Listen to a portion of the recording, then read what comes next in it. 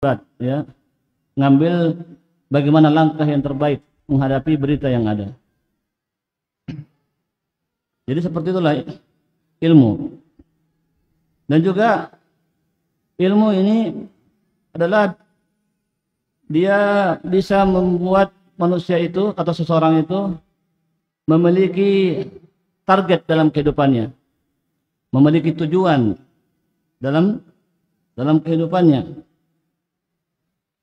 Maka sebagaimana kalau kita kembalikan kepada perkara ilmu agama ini, maka dia akan menjadikan dalam kehidupannya itu ada jadwal-jadwal taklimnya. Yang dia prioritaskan itu ilmu apa dulu yang dia harus pelajari. Kemudian setelah itu meningkat kepada ilmu yang lebih tinggi lagi dan seterusnya. Maka dia bisa jadwalkan kehidupannya itu kehidupan ilmiah yang ada pada dirinya. Nah, maka sebagaimana beberapa penjelasan para ulama yang sebagaimana disampaikan dalam perkataan Mu'adz bin Jabal, beliau mengatakan, ta'allamul ilma fa inna ta'allumahu lillahi khasyah. Pelajarilah ilmu, karena dalam ilmu itu bisa kita mendapatkan khasyah, rasa takut kita kepada Allah Subhanahu wa taala. Wa talabahu ibadah, dan mencari dan menuntut ilmu itu adalah ibadah. Wa mudzakaratuhu tasbih, dan ketika kita bermudzakarah, berbincang-bincang, membahas tentang perkara ilmu, itu bagikan tasbih, bagikan kita bertasbih mensucikan Allah Subhanahu wa taala. Wal bahthu anhu jihad, dan membahas tentang perkara ilmu itu adalah jihad, terhitung jihad membela agama Allah Subhanahu wa taala. Wa ta'limuhu liman la ya'lam shadaqah, dan ketika kita ajarkan ilmu yang kita fahami kepada orang lain, itu bernilai sedekah, bernilai sedekah. Wa batluhu li ahlihi kurbah, dan bagaimana kita berusaha mengerahkan ilmu ini atau kita berusaha untuk mendapatkan ilmu tersebut kepada orang-orang yang ahlinya, maka itu merupakan kurbah, itu ibadah yang dengannya kita mendekatkan diri kita kepada Allah Subhanahu wa taala. Li'annahu ma'alimul halal wal haram. Ilmu itu dah dia bagaikan ma'alim, bagaikan tanda-tanda yang memberikan tanda kita ini halal, ini haram, yang mengajarkan kita tentang halal dan haram. Manaru sabil jannah, ilmu itu bagaikan menara, menara yang menunjukkan kepada jalan menuju surga. Dan seterusnya, masih panjang ya pembahasan perkataan daripada Mu'adz bin Jabal ini. Masya Allah. Demikian pula perkataan Al-Hasan Al-Basri rahimahullah ta'ala, beliau mengatakan, al-'amilu ala ghairi ilmin kas-saliki ala ghairi tariqin. Orang yang beramal, kalau dia beramal itu tanpa ilmu, dia bagikan orang yang berjalan tapi salah jalan. Dia berjalan kepada satu tujuan tapi salah jalannya. Itulah orang yang beramal tanpa ilmu. Dan orang yang beramal tanpa ilmu, kata Al-Hasan Al-Basri ini juga, al-'amilu ala ghairi ilmin yufsidu aktsara mimma yuslih. Orang yang beramal tanpa ilmu itu, maka kerusakan yang dia timbulkan itu jauh lebih besar, jauh lebih banyak daripada apa yang dia perbaiki. Fatlubul ilma talaban la tadurru bil ibadah. Maka kalau menuntut ilmu, tuntutlah ilmu yang tidak akan merusak ibadah yang kamu lakukan. Jadi ketika kita menuntut ilmu, justru dengan ilmu itu akan menyempurnakan ibadah kita kepada Allah, karena kita sesuai dengan syariat, sesuai dengan ajaran Nabi kita Muhammad sallallahu alaihi wasallam. Watubul ibadah talaban la tadurru bil ilm. Dan ketika kamu beribadah, ya carilah ibadah yang tidak menyelisihi ilmu kamu, yang tidak merusak ilmu kamu. Artinya beribadahlah sesuai dengan ilmu yang ada, sesuai dengan ilmu yang syariat telah tetapkan. Nah, fa inna qauman talabul ibadata wa tarakul ilma hatta kharaju bi asyafihim ala ummati Muhammadin. Karena didapati ada kaum dari kaum muslimin yang mereka mencari ilmu tapi salah, ya. Atau talabul ibadah maksud saya. Mereka mencari ibadah, menganggap apa yang mereka amalkan itu ibadah, tapi ternyata hasil daripada ibadah yang dilakukan itu adalah mereka keluar dengan membawa pedang-pedang mereka justru menghadapi kaum muslimin sendiri. Justru menghadapi kaum muslimin sendiri. Itu umatnya Nabi Muhammad SAW. Walau talabul ilma lam yadullahum ala ma fa'alu. Kalau memang betul-betul mereka benar ilmunya, diawali dengan mencari ilmu yang benar, maka ilmu itu tidak akan menunjukkan kepada apa yang telah mereka lakukan sekarang ini dari kerusakan yang ada. Nah, demikian pula Al-Imam Ibnu Qayyim rahimahullah itu berkata, kullu ma fil Qur'ani madhun lil 'abdi fa huwa min thamratil ilmi. Setiap dalam Al-Qur'an ada penyebutan tentang pujian kepada seorang hamba, maka itu adalah hasil dari ilmu yang dia dapatkan. Jadi ketika dalam Al-Quran disebutkan pujian seorang hamba dari Allah Subhanahu Wa Taala, maka tidaklah pujian itu kecuali hasil dari ilmu yang ada pada hamba tersebut. Wa kullu ma fihi min dhammin lil 'abdi fa huwa min thamratil jahli. Dan setiap ada penyebutan celaan kepada seorang hamba yang disebutkan dalam Al-Quran, maka itu tidak lain pastilah dia merupakan samrah, hasil daripada kejahilan yang dia miliki, kejahilan yang dia tidak berusaha untuk mengangkatnya. Maka ikhwah sekalian rahimani rahmakumullah, maka cukup jelas bagi kita bagaimana pentingnya ilmu ini, yang dengan hal ini insya Allah membuat kita semakin semangat untuk membekali diri kita dengan ilmu, untuk bagaimana kita mengkondisikan diri kita di atas ilmu, untuk membuat jadwal-jadwal rutin aktivitas kita seharian itu ada padanya jadwal-jadwal menuntut ilmu agama Allah Subhanahu Wa Taala. Kemudian pembahasan yang kedua adalah ta'riful ilm, pengertian tentang ilmu. Apa sih ilmu itu sebenarnya? Apa hakikat daripada ilmu?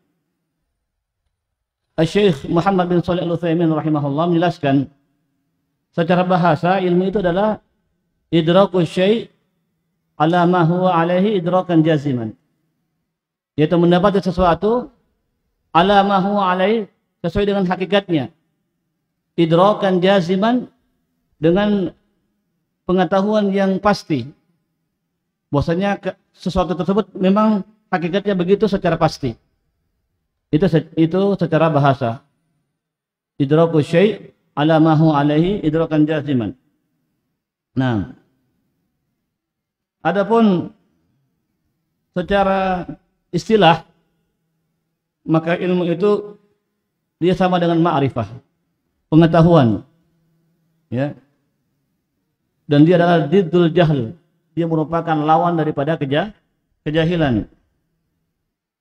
Bahkan di antara ulama ada yang mengatakan bahwasanya innal ilma awdahu min an yu'arraf. Ilmu itu sangat jelas, tidak butuh untuk diberikan definisi, karena ilmu adalah satu hal yang jelas. Nah, adapun perkataan Ibnu Qayyim rahimahullah tentang definisi ilmu, maka disebutkan dalam syair beliau dalam qasidah nuniyah. Beliau mengatakan al-ilmu ma'rifatul huda bidalilihi wa ma dzaka wa taqlidu mustawiyan.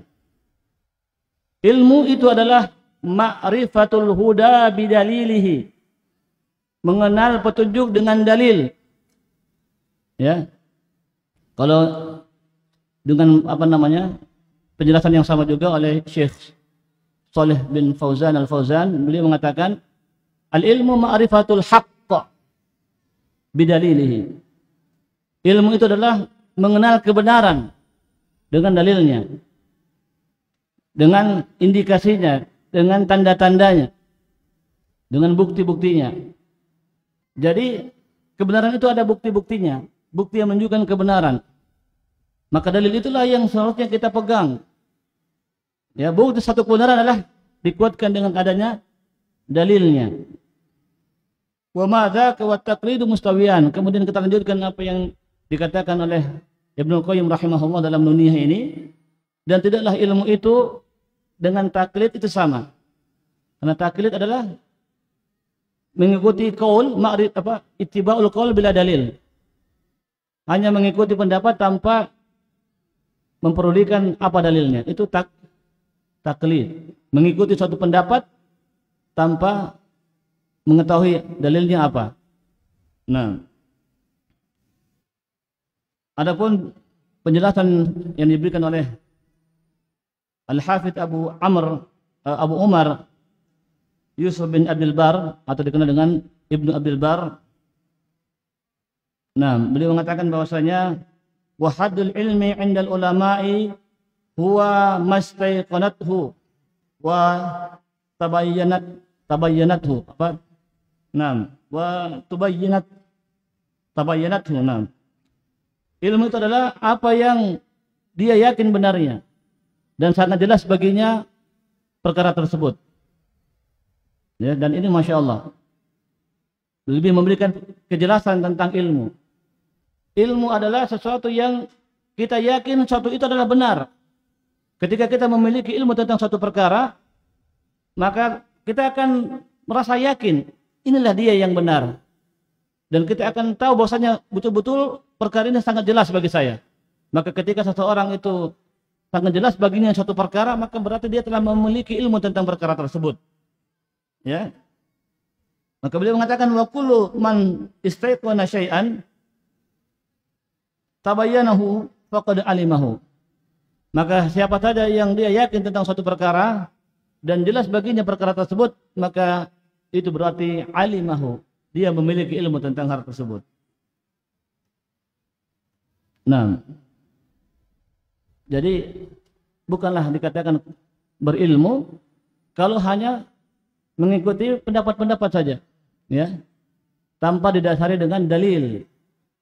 Oleh karena itu, belajar itu adalah bagaimana kita bisa menguasai dalilnya, atau paling tidak memahami dalil, mengambil faedah dari dalil. Nah, ya, sebagaimana hadis Rasulullah SAW mengatakan, nah, nadarallahu imra'an sami'a maqalati fa'au'aha fa'addaha kama sami', rubba muballagin aw amina sami'. Semoga Allah memberikan wajah yang berseri-seri orang yang dia itu mendengarkan hadis dariku, ya. Artinya dia mencari ilmu dalil. Itu hadisnya Rasulullah SAW. Maka ketika dia dengar, fa'au'aha, dia berusaha menjaga hadis tersebut. Dan menjaga di sini maksudnya apa? Dia menghafalkannya dan juga bisa mengambil faedah dari hadis tersebut. Ya, jadi hadis dulu atau dalil dulu, baru kemudian dari dalil tersebut kita mengambil faedah. Nah, rubba muballagin aw aminas sami. Bisa jadi orang yang dia hanya sekedar disampaikan padanya hadis, tapi justru dia yang lebih awal, lebih menjaga, lebih bisa mengambil banyak faedah daripada orang yang pertama kali menyampaikan hadis kepadanya. Ya, seperti itu. Jadi ketika sampai setingkat ini seseorang dalam berilmu, maka Masya Allah, ya, dia mendapatkan faedah ilmu dari hadis-hadis, dari ayat-ayat Al-Quran. Makanya pembahasan kita setelahnya adalah pembahasan yang ketiga, al-ilmu al-muradu ta'allumuhu. Apa ilmu yang hendaknya kita pelajari? Ilmu apa yang hendaknya kita harus pelajari? Nah, maka Al-Imam Asy-Syafi'i rahimahullah dalam syairnya mengatakan, kullul ulumi siwal Qur'ani masyghalatun illa al-haditsa wa illa fiqha fid din. Setiap ilmu selain Al-Quran, dalilnya dari mana? Dari Al-Qur'an dan hadis. Ya. Ilmu tentang akhlak dia ambil dari mana?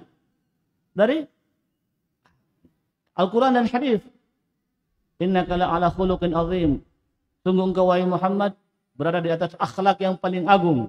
Akhlaknya Nabi kita tidak ada yang kalah baik, ya, di antara manusia yang ada.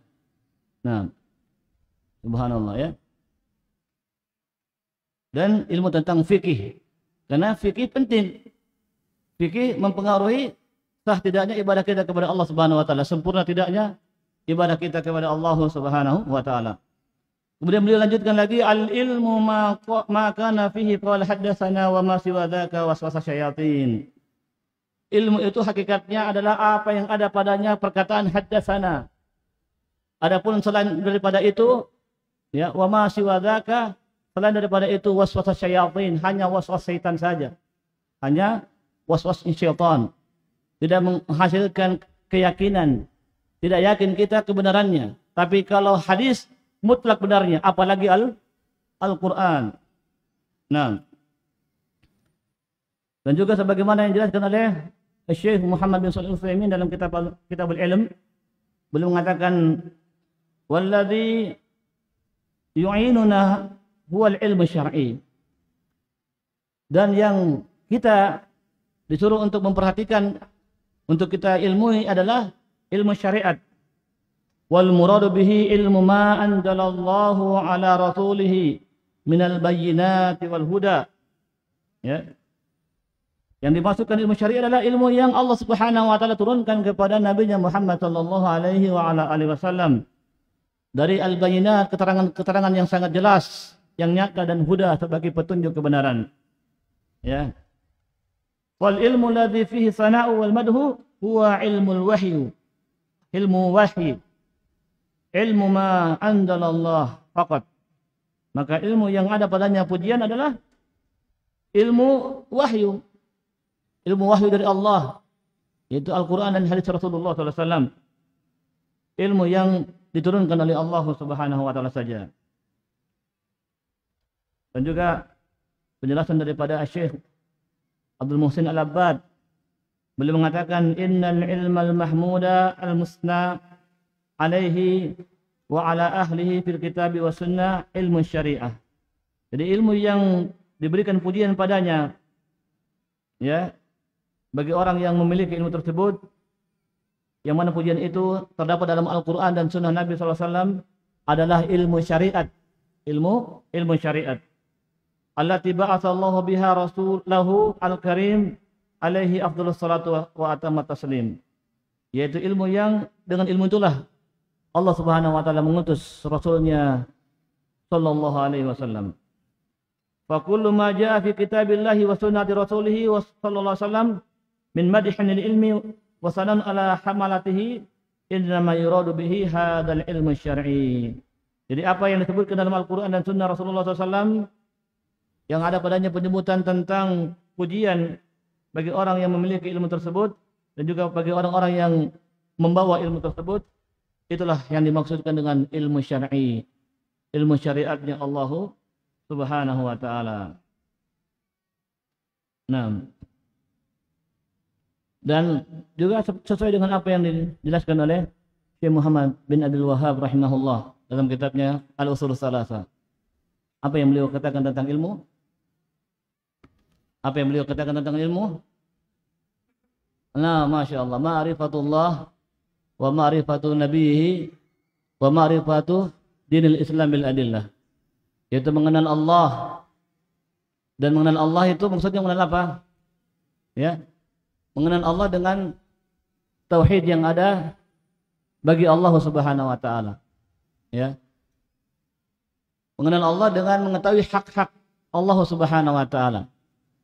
Dari tauhid rububiyah Allah Subhanahu wa taala, tauhid asma wa sifat, dan tauhid, ya, al-uluhiyah. Nah, itulah dia ilmu yang harusnya kita dahulukan. Bagaimana kita mengenal Allah dengan benar, mengetahui tentang hak-hak Allah Subhanahu wa taala. yang wajib bagi kita untuk menunaikannya hanya untuk Allah Subhanahu wa taala. Nah, kemudian pembahasan kita yang keempat adalah bahwasanya ilmu ya kembalinya itu, jadi seluruh ilmu yang ada itu kembalinya hanya ada dua. Kembalinya hanya ada dua. Al-ilmu ilman. Ilmu itu ada dua. Qala Al-Hasan Al-Basri, al-ilmu ilmani, ilmu lisan fadhaka hujjatun ala bani Adam, wa ilmun fil qalbi fadhaka ilmun nafi'. Hakikatnya ilmu itu ada dua. Ilmu yang pertama ilmu hanya lisan saja. Berarti ini adalah nasihat, ya. Hati-hati ilmu hanya sekedar di lisan saja, tapi tidak masuk dalam hati. Karena ilmu yang seperti ini adalah kata Al-Hasan Al-Basri, itu hujjatun ala bani Adam, justru akan menghujat anak cucu Adam. Ini isyarat agar kita ikhlas dalam mencari ilmu, ya. Betul-betul ilmu itu harus kita resapi sampai masuk dalam hati kita, membentuk karakter kita, membentuk kepribadian kita. Betul-betul kita berakhlak dengan ilmu. Jangan dikatakan punya ilmu tapi ternyata tidak ada ciri-ciri orang berilmu padanya. Tidak mengindahkan hal haram, ya, berucap dengan ucapan-ucapan yang justru menyelisihi daripada ilmu yang dia miliki. Maka hati-hati. Ini adalah hal yang akan menghujat diri kita nanti.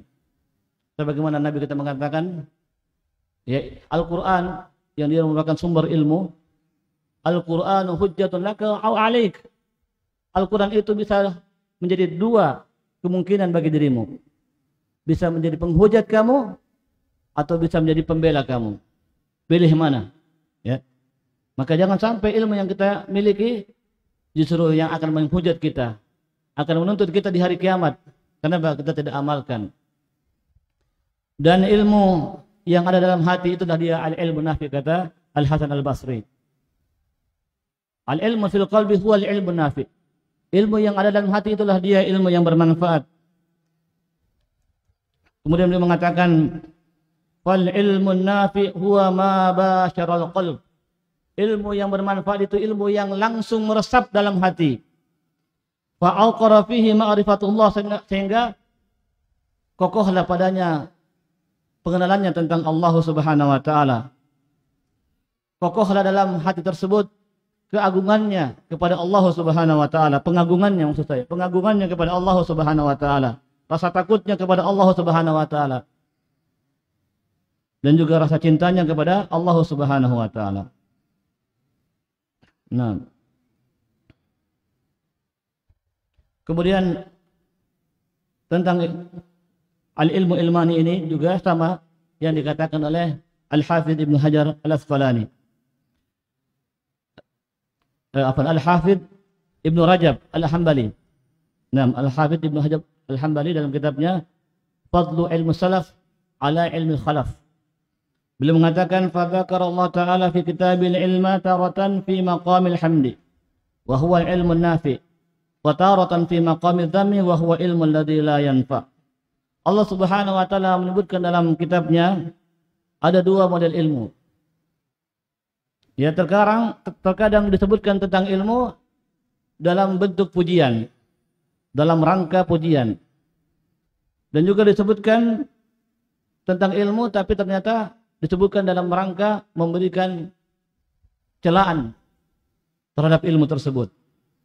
Sedangkan yang dipuji itulah dia ilmu yang an-nafi', ilmu yang bermanfaat, ya.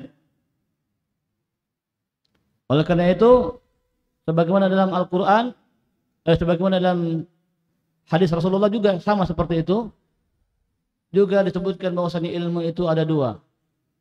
Ilmu an-nafi', ilmu yang bermanfaat, dan ilmu yang la yanfa', ilmu yang tidak memberikan manfaat. Ya. Sehingga disebutkan dalam hadis bagaimana doa Nabi sallallahu alaihi wasallam meminta perlindungan kepada Allah Subhanahu wa taala dari ilmu yang tidak bermanfaat.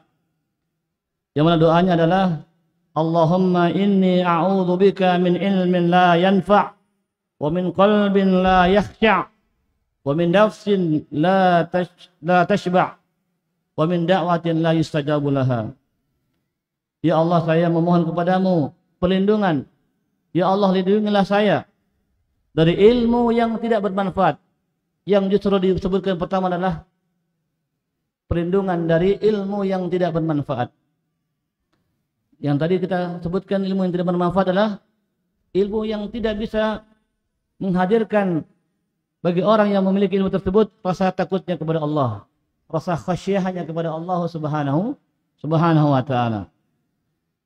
Wa qalbin la yakhsha, dan aku berlindung kepadamu ya Allah dari hati yang tidak khusyuk, yang tidak tenang ketika beribadah kepada Allah subhanahu wa ta'ala, yang senantiasa selalu diganggu dengan pikiran-pikiran yang lain yang tidak berkaitan dengan ibadah kepada Allah subhanahu wa ta'ala. Wa min nafsin la tashba, dan berlindung dari jiwa, dari hati yang tidak pernah merasa puas tentang perkara dunia ini tentunya. Wa min da'watin la yustajabu laha, dan saya berlindung dari doa yang tidak diterima, dikabulkan oleh Allah subhanahu wa ta'ala. Nah, maka beliau mengatakan bahwasanya ilmu yang bermanfaat itu adalah ilmu yang Allah subhanahu wa ta'ala turunkan kepada Rasulnya dari al-bayyinat wal huda, dari keterangan-keterangan yang jelas dan petunjuk. Maka fal ilmu ladzi fihi tsana'u wal madhu huwa ilmul wahyi, ilmu ma anzalallahu faqat. Ya. Nah, sebagaimana sudah kita sebutkan ucapan ini tadi barusan juga ya, tentang apa namanya? Ilmu yang hendaknya kita pelajari. Dan sangat penting untuk kita perhatikan apa yang didoakan oleh Rasulullah SAW, dimohonkan, maksud saya, dimohonkan kepada Allah Subhanahu wa taala dengan satu doa, Allahumma qsim lana min khasyatika ma tahulu bihi bainana wa baina maksiatik. Ya Allah, bagikan kepada saya, berikan, ya, bagikan maksudnya berikan kepada saya daripada rasa khasyah, dari rasa takut kepadamu ya Allah, ma tahulu bihi baini wa baina apa namanya, ma tahulu bainana wa baina maksiatik, yang bisa menghalangi antara saya dengan antara kami dengan perbuatan maksiat. Rasa takut itulah yang bisa menghalangi kita dari perbuatan maksiat kepada Allah Subhanahu wa taala. Wa min ta'atika, dan saya memohon kepadamu agar diberikan ilmu yang bisa dengannya saya melaksanakan ketaatan kepadamu, yang mana dengan ketaatan tersebut ma tuballighuna bihi jannatak, yang bisa mengantarkan saya kepada surgamu ya Allah. Wa minal yaqini ma tuhawwilu bihi alaina masa'ibad dunya, dan ilmu yang dengan ilmu tersebut saya yakin bahwasanya musibah-musibah yang menimpa diri saya itu insyaallah akan segera hilang dan akan datang setelahnya kemudahan. Ilmu yakin, ya, karena ilmu yakin adalah ilmu yang dengannya kita pakai ketika terjadinya musibah dari Allah Subhanahu wa taala, yang kita yakin bahwasanya musibah yang datang ini merupakan ujian bagi saya untuk menguji sejauh mana kebenaran keimanan saya kepada Allah Subhanahu wa taala. Nah, dan seterusnya dari doa tersebut, dan kemudian ada satu lafaz doa yang sangat penting di situ, wala taj'alid dunya akbar hammina wala mablagha ilmina. Janganlah engkau jadikan perkara dunia itu adalah mablagha hammina, akbar hammina, maksud saya akbar hammina wa mablagha ilmina. Janganlah engkau ya Allah jadikan dunia ini, yaitu cita-cita kami yang paling besar, ambisi kami yang paling besar. Dalam hatinya ambisinya hanya dunia dan dunia dan dunia saja. Maka jangan ya Allah, jangan engkau jadikan hati kami ini tergoda dengan dunia sehingga kemudian ambisi kami yang terbesar hanya perkara dunia saja, tidak ada ambisi untuk mendapatkan kebahagiaan di akhirat. Wala mablagha ilmina. Inilah dia intinya. Jangan sampai perkara dunia itu yang justru keahlian kami yang paling banyak dalam ilmu kami, dalam hati kami. Jangan jadikan hati kami ini isinya tentang ilmu dunia saja. Maka ya Allah, jauhkan dari kami hal tersebut. Jadikan hati kami ini, ya, ambisi yang pertama kali ada dalam hati kami adalah akhirat. Dan itulah yang menjadi hasil didikan Rasulullah kepada para sahabat. Yang mana tidak ada pertanyaan-pertanyaan dari para sahabat itu berkaitan dengan perkara-perkara amalan, yang mana amalan itu justru hal-hal yang dia bisa dapatkan manfaatnya di akhirat. Bukan pertanyaan yang manfaatnya itu hanya berkisar pada perkara-perkara dunia saja. Ya. Sebagaimana yang banyak terjadi pada kebanyakan dari kita, ya. Datang kepada, ya, orang-orang dianggap pintar dari kiai dan yang lain-lainnya, minta diajarkan apa? Amalan supaya bisa lulus ujian. Ya. Ya belajar sebenarnya ya. Tapi maksudnya amalan ini ya ibadah, baca-baca. Ya. Tolong ajari saya dulu ya. Bagaimana supaya bisa naik jabatannya, bisa apa lagi? Laris dagangannya, bisa, dan seterusnya dari perkara-perkara dunia. Dan itulah dia kualitas keimanan umat yang ada sekarang ini. Beda dengan kualitas keimanan yang ada pada sahabat Nabi SAW. Ya, dulali ala amalin idkhilnu bihil jannah. Ya wahai Rasulullah, ajarkan kepada kami atau tunjukkan kepada kami amalan yang bisa masuk surga. Ya Rasulullah, man najah. Wahai Rasulullah, bagaimana kami bisa selamat di akhirat nanti? Apa amalannya? Ya subhanallah, seperti itu semua. Dan kebanyakan para sahabat yang bertanya kepada Rasulullah tentang amalan, maka semua amalan itu kepentingannya adalah kepentingan akhirat semuanya. Tidak ada kepentingan dunia. Masya Allah. Ya. Nah, kemudian pembahasan yang kelima adalah pembahasan tentang fadl ilm, keutamaan ilmu. Yang mana kata al-fadl itu bermakna lebih, ya, sesuatu yang lebih. Artinya kelebihan ilmu. Apa sih kelebihan ilmu dan orang yang berilmu? Ya. Nah, maka dalam Al-Quran, dalam surah Al-Baqarah disebutkan tentang bagaimana keutamaan Nabi Adam alaihissalam. Ternyata Allah Subhanahu wa taala menyebutkan dalam kisah bagaimana percakapan Allah Subhanahu wa taala dengan malaikat, yang Allah Subhanahu wa taala mengabarkan kepada malaikat tentang keinginan Allah untuk menciptakan manusia. Yang mana menurut pengetahuan malaikat, manusia itu akan banyak membuat kerusakan di muka bumi.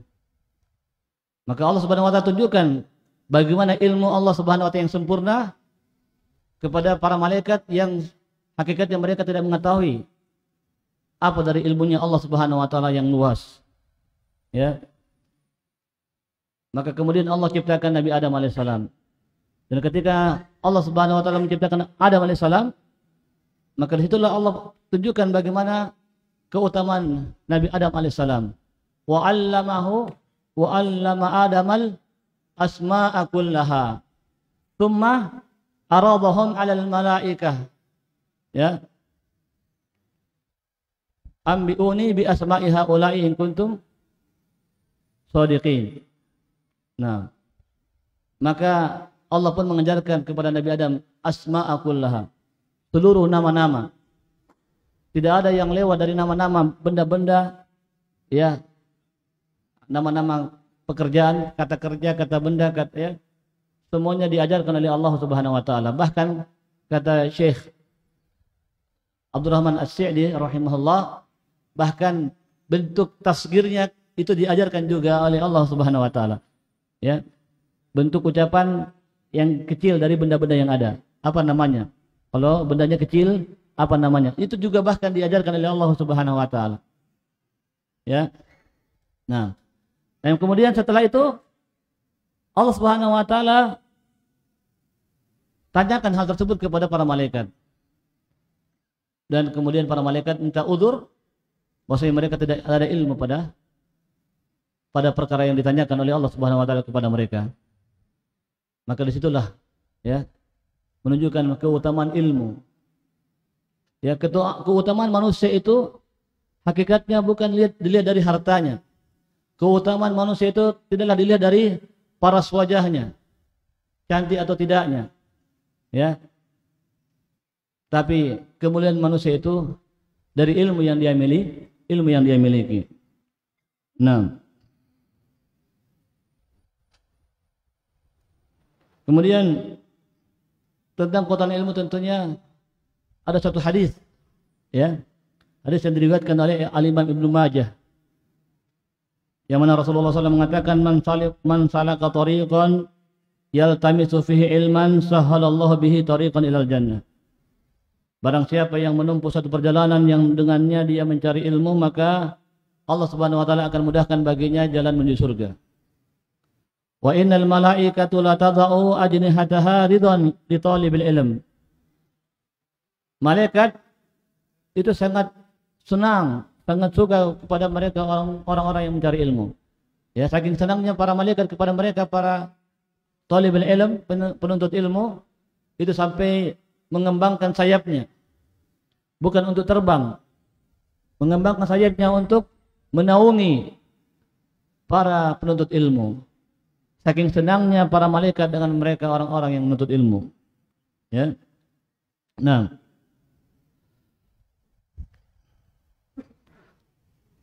Wa inna talibal ilmi yastaghfiru lahu man fis samai wal ard hatta al-hitan fil ma. Dan para penuntut ilmu itu seluruh penduduk langit dan bumi itu memohonkan ampunan kepadanya. Masya Allah ya.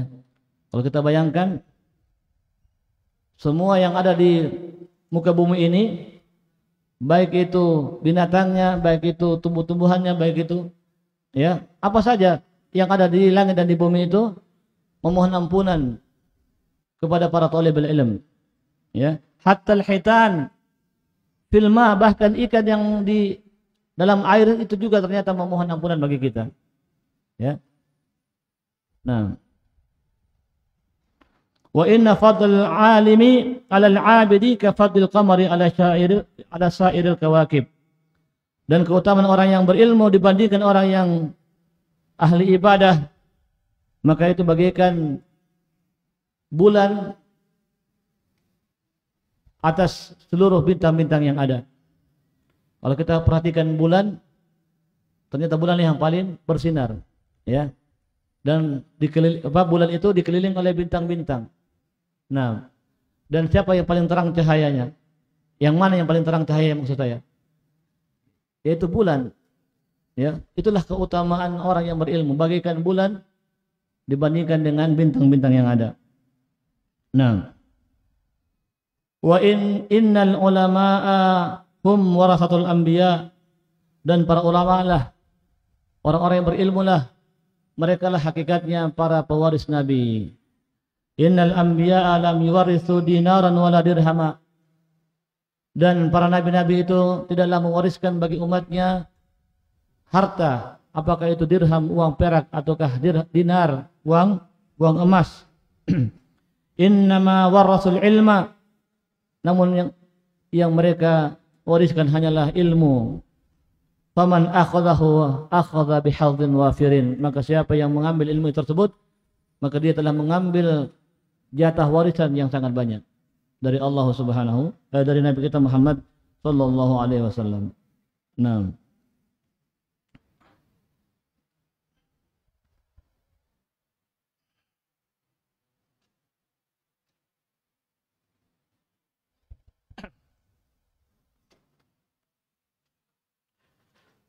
kemudian tentang keutamaan ilmu ini, Al-Imam Ibnu Qayyim rahimahullah menyebutkan sampai 153 keutamaannya. Ya, kurang apa lagi? Hadis itu saja sudah luar biasa. Ya, yang menyebutkan beberapa dari keutamaan menuntut ilmu dan keutamaan orang yang memiliki ilmu. Dan kalau sampai 153, Masya Allah ya, berarti ini hal yang sangat luar biasa. Di antaranya adalah Allah Subhanahu wa taala itu menggandengkan persaksiannya dengan persaksian para ulama, orang-orang berilmu. Ya. Atau bahkan Allah Subhanahu wa taala itu menjadikan kesaksiannya para ulama itu kesaksian yang diterima oleh Allah Subhanahu wa taala. Syahidallahu annahu la ilaha illa huwa wal malaikatu wa ulul ilm qa'iman bil qist la ilaha illa huwal azizul hakim. Allah bersaksi akan kebenaran kalimat la ilaha illallah. Demikian pula para malaikat dan juga para ulama, orang-orang yang memiliki ilmu. Itu juga disebutkan oleh Allah Subhanahu wa taala. Kesaksiannya adalah kesaksian yang luar biasa, yang mana mereka menyaksikan akan kebenaran kalimat la ilaha illallah. Ya.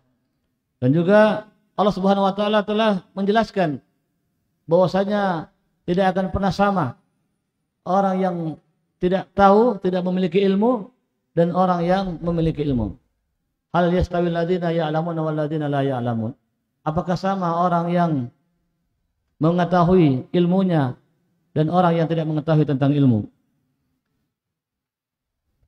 Kemudian juga di antara keutamaan ilmu adalah bahwasanya Allah Subhanahu wa taala menjadikan ulama rujukan dari segala perkara-perkara yang dihadapi oleh manusia yang ada, agar kembali bertanya kepada para ulama yang ada di antara mereka. Was'alu ahla dzikri in kuntum la ta'lamun. Tanyakanlah kepada mereka orang-orang yang senantiasa berzikir kepada Allah, itu para ulama. In kuntum la ta'lamun, jikalau kalian tidak mengetahui tentang suatu perkara. Dan juga ada dalam satu hadis yang diriwayatkan oleh Al-Imam At-Tirmizi, yang mana hadis tersebut Rasulullah mengatakan, faqihun asyaddu ala syaitani min alfi abidin. Jadi orang yang ahli fikih, orang yang faqih, orang yang pandai memahami tentang perkara agama, itu lebih berat dihadapi oleh syaitan daripada 1000 ahli ibadah. Daripada 1000 ahli ibadah. Jadi 1:1000. Nah, bagi syaitan yang paling berbahaya, paling berat dihadapi adalah orang yang faqih. Nah,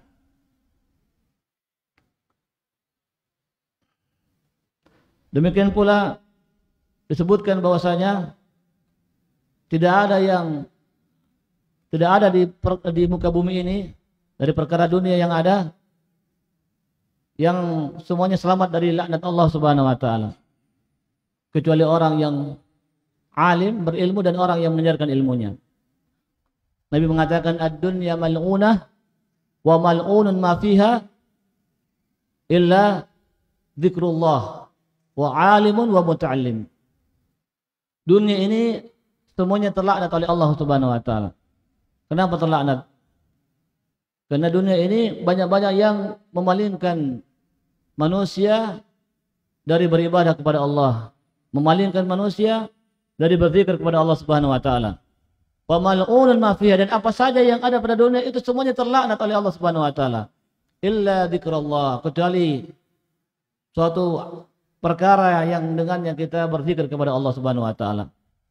Suatu amalan yang dengannya kita menyebut Allah Subhanahu wa taala, yang dengannya kita mengagungkan Allah Subhanahu wa taala. Wa alimun wa muta'allim, dan orang yang berilmu dan orang yang belajar tentang ilmu. Maka mereka tidak dilaknat oleh Allah Subhanahu wa taala, justru mereka adalah orang-orang yang diridhai oleh Allah Subhanahu wa taala. Dan demikian pula keutamaan halaqah, keutamaan majlis ilmu itu diibaratkan oleh Rasulullah SAW sebagai riyadul jannah, taman-taman surga. Maka jangan sampai kita lewati taman-taman surga seperti ini. Yang mana hendaknya ajang tabligh akbar ini betul-betul kita duduk singgah untuk mendengarkan hadis-hadis Rasulullah SAW. Tidak untuk dipakai malah jalan-jalan. Ya. Nabi mengatakan, "Idza marartum bi riyadil jannah farta'u." Qalu wa ma riyadul jannah? Qal al-hilaqudz dzikr. Apabila kalian melewati taman-taman surga, maka singgahlah. Maka kemudian ditanyakan oleh para sahabat, "Wa ma riyadul jannah?" Apakah taman-taman surga itu wahai Rasulullah? Maka beliau mengatakan al-hilaqudz dzikr, yaitu majlis zikir. Ya, majlis zikir maksudnya majlis ilmu. Karena tidak ada yang bisa betul-betul menghadirkan zikir kita kepada Allah kecuali dengan ilmu. Karena zikir itu tidak hanya sekedar mengucapkan tasbih, tahlil, tanpa kemudian diresapi maknanya, tanpa bisa menghadirkan keagungan Allah Subhanahu wa taala dalam zikir kita, hanya sekedar lafaz tidak. Tapi zikir yang paling utama adalah ilmu. Ilmu yang dengannya kita mengenal Allah Subhanahu wa taala. Nah, dan juga hadis yang menyebutkan bahwasanya majlisul fiqhi khairun min ibadati sittina sanah. Ya. Al-Imam Ibnu Qayyim menyebutkan hadis tersebut bahwasanya majlis yang dengannya kita memahami tentang perkara agama itu lebih baik, khairun min ibadah, daripada beribadah selama sittina sanah, selama 60 tahun. Nah, duduk bermajlis yang mana dengan majlis tersebut kita bisa memahami fikih, memahami agama Allah Subhanahu wa taala, maka itu jauh lebih baik daripada beribadah kita selama 60 tahun lamanya. Dan juga hadis yang mengatakan yasirul fiqhi khairun min katsirin minal ibadah. Ya. Ilmu fikih yang mungkin sedikit tapi kita faham padanya. Ya. Ilmu fikih kita walaupun mungkin sedikit tapi kita menguasai ilmu tersebut, itu jauh lebih baik daripada banyak ibadah kepada Allah Subhanahu wa taala. Lebih baik daripada banyaknya ibadah kepada Allah Subhanahu wa taala. Nah. Dan juga ya keutamaan ilmu ini bisa membebaskan kita dari kebinasaan. Ya. Karena kejahilan itu akhul maut. Itu saudaranya kematian. Banyak-banyak orang mati karena kejahilan. Ya. Jadi kalau bisa diganti saja itu tulisan di rokok itu, merokok bisa membunuh, ya. Atau bisa juga kita katakan bahwasanya kebodohan bisa membunuhmu, ya. Ingat kisah orang yang mau bertobat, ya. Kana min qablikum rajulun, dalam hadis yang diriwayatkan oleh Imam Muslim sebutkan bahwasanya dulu ada orang sebelum kalian, kata Nabi SAW kepada para sahabatnya, rajulun qatala tis'an wa tis'ina, ya, rajulan, orang yang dia pernah membunuh sampai 99 orang. Tidak sembarang ini, ya. Nah, yang kisah kejadian yang di mana New Zealand itu sampai berapa dibunuh itu, ya, belum sampai 99, ya. Nah, ini dia satu orang, mungkin ada terjadi pembantaian, tapi pembantaian orang-orang itu kan dia berjamaah, ya, tidak satu orang. Ini satu orang bunuh 99, yang mana satu orang saja dibunuh, ya bermasalah kita, ya. Hadapi kabilahnya, hadapi keluarganya, hadapi, ya, masyarakat yang membelanya. Maka bisa berabe kita kalau, ya. Tapi orang yang bisa berhasil bunuh 99, wah ini bukan orang sembarang, ya. Masa tidak ditangkap polisi? Masa tidak ya? Tapi dia masih berkeliaran begitu saja di mana-mana, ya. Nah, berarti orang ini tidak sembarangan. Tapi sejahat-jahatnya manusia, dalam hatinya masih ada keimanan kepada Allah Subhanahu wa taala. Dalam hatinya masih ada harapan untuk bisa baik, untuk bisa bertobat kepada Allah, ingin merubah. Dia tahu bahwasanya, dia sadari apa yang dilakukan itu adalah satu hal yang salah. Dia ingin kebaikan. dia ingin matinya mati baik. Nah, kita itu kebanyakan kita manusia selalu memikirkan hidupnya hidup enak, hidup baik, tapi tidak memikirkan bagaimana mati yang enak, mati yang baik, ya.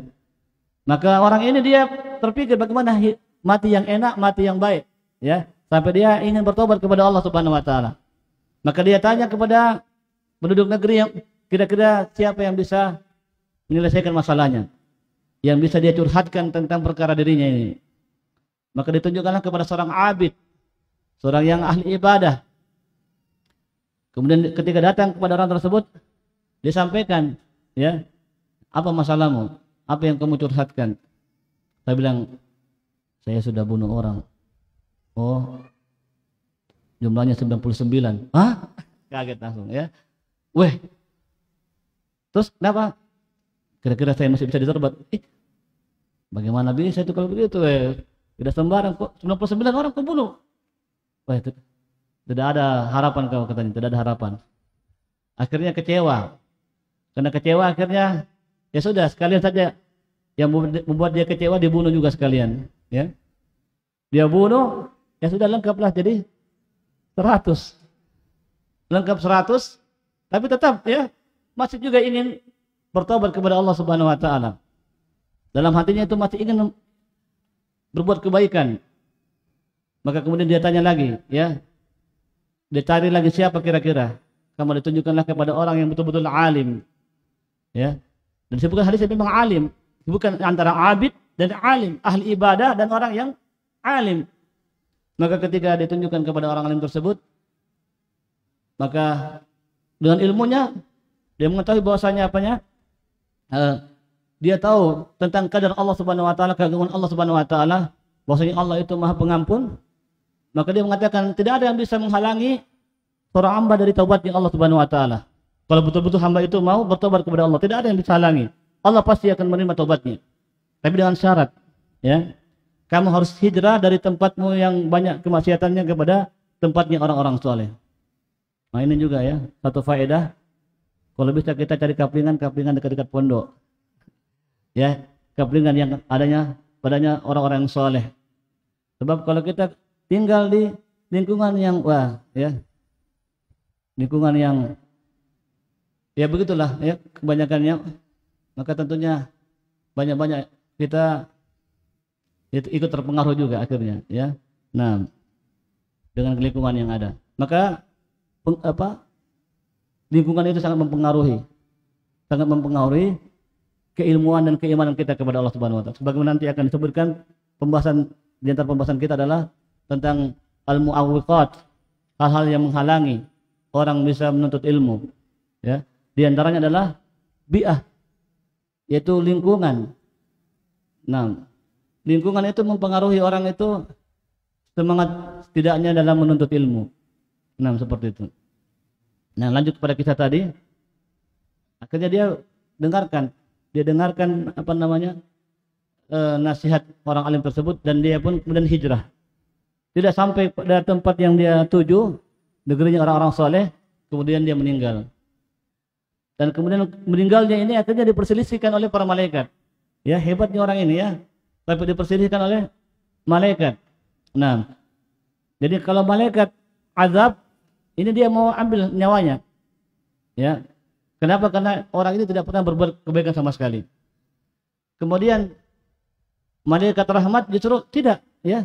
Walaupun dia tidak berbuat kebaikan sama sekali, tapi dia memiliki keikhlasan dalam bertobat, niat yang ikhlas dalam bertobat.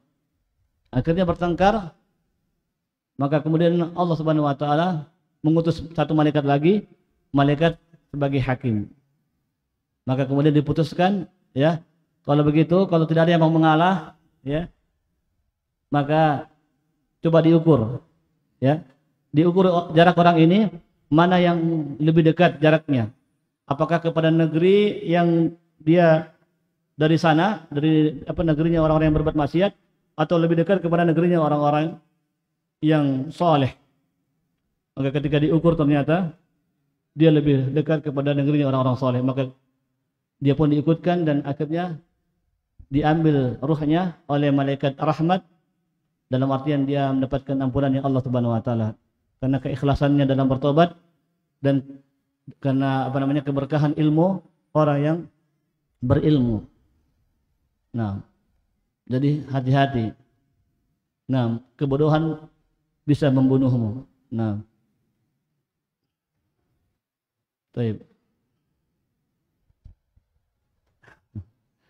Sampai jam berapa ini?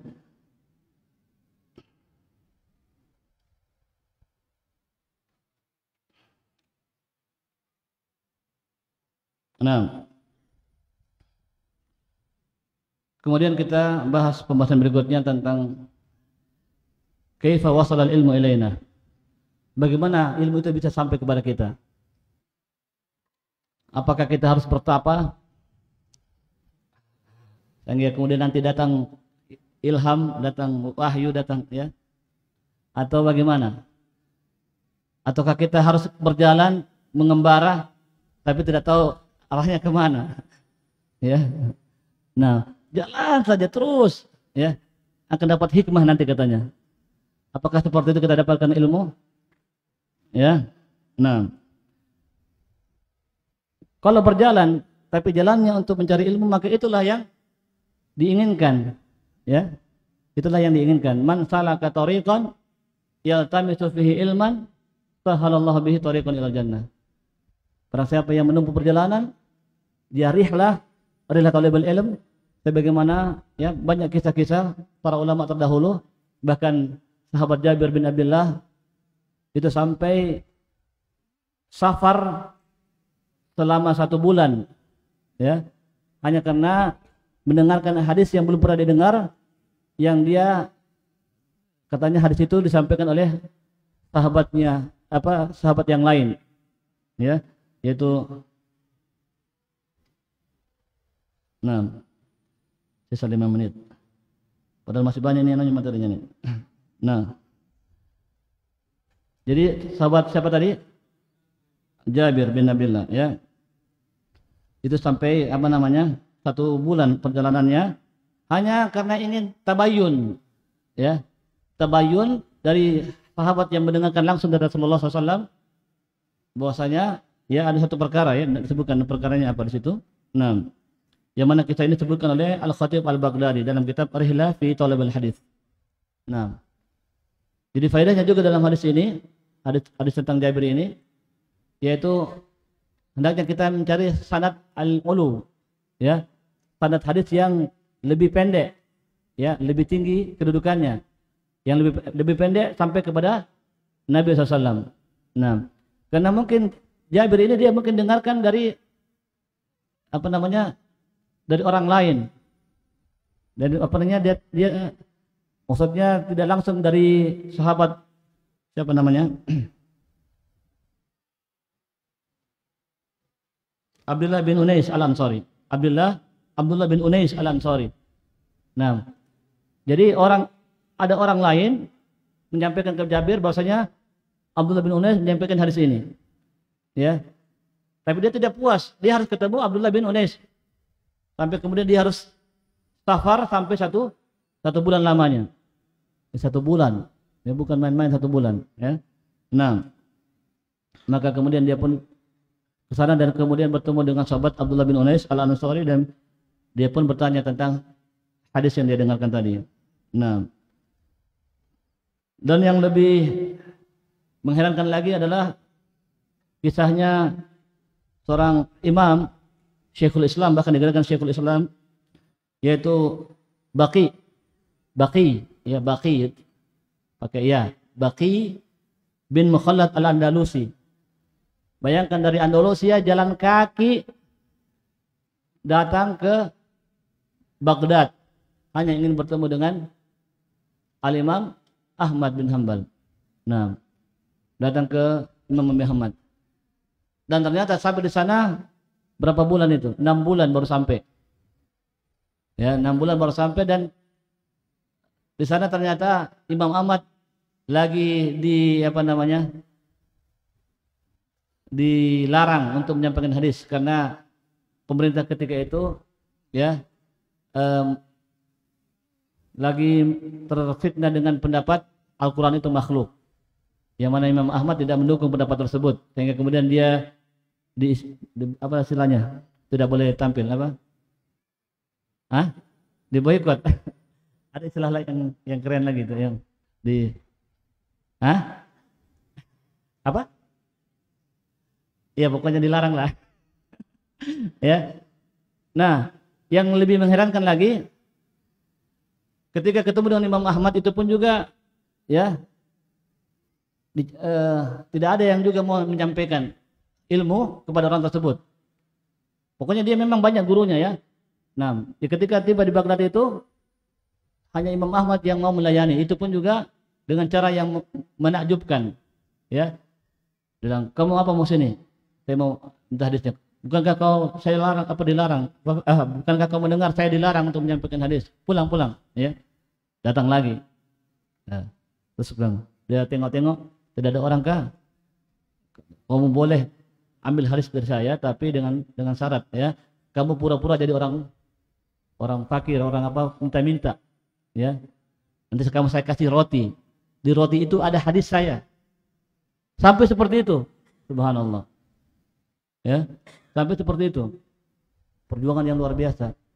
Harus ada himmah al-ulu, harus ambisi yang kuat, ya. Semangat yang kuat untuk mencari ilmu. Nah, jangan hujan, ya. Pokoknya baru hujan belum ya sebagaimana yang dialami oleh para sahabat dan para salaf terdahulu. Dan juga kalau kita mau mendengarkan kisah-kisahnya Syekh Utsaimin ketika menuntut ilmu, Syekh Shalih Fauzan, Syekh bin Baz, itu juga ada juga kisah-kisah mereka yang menakjubkan, ya. Nah, udah lewat kayaknya ini, ya. Insyaallah kita akan bahas pada kesempatan yang lain, ya, insyaallah. Nah, ada mu'awwiqat, ya, insyaallah nanti antum bisa dapatkan juga, ya, di tempat yang lainnya. Itu hal-hal yang bisa menghalangi seseorang dari mencari ilmu. Mungkin ini dulu yang bisa kita bahas, ya. Mudah-mudahan apa yang kita dapatkan ini menggugah hati kita untuk lebih semangat lagi untuk menuntut ilmu, mencari ilmu, ya. Yang mana memang alhamdulillah kehadiran antum di sini sudah menunjukkan semangatnya antum. Dan tidak sampai di situ, pokoknya antum harus bisa kuasai bahasa Arab setelah ini, ya. Sudah selesai hafalan matan-matan akidah, matan-matan yang lainnya, ya, setelah antum belajar di sini. Nah, kita akhiri, subhanakallahumma rabbana bihamdika asyhadu an la ilaha illa anta astaghfiruka wa atubu ilaik. Wa sallallahu ala nabiyina Muhammadin wa ala alihi washabbihi ajma'in wa akhiru da'wana alhamdulillahi rabbil alamin. Wassalamu alaikum warahmatullahi wabarakatuh.